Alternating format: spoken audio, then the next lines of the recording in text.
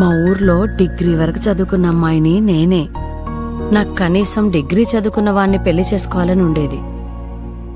పెళ్లి ఖర్చులు ఎక్కువ భరించలేక ఎవరో ఒకరికిచ్చి పెళ్లి చేయాలని మా వాళ్ళు అనుకునేవాళ్ళు.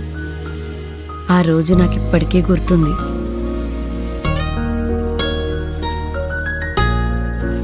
కిటికీలో నుంచి చూస్తుంటే బండి దిగొస్తున్న మీరు సినిమాలో హీరోలా అనిపించారు.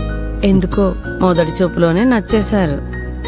మీరే నా భర్త అయితే బాగుండు అనిపించింది.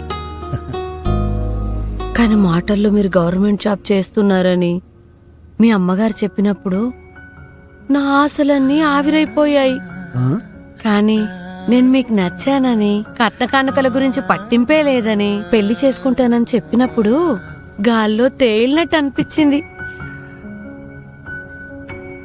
అప్పుడు నా కళ్ళల్లోకి మీరు చూడాల్సింది. పట్టలేని ఆనందం అంతా నా కళ్ళల్లో ఆనంద బాష్పాల్లా మారాయి.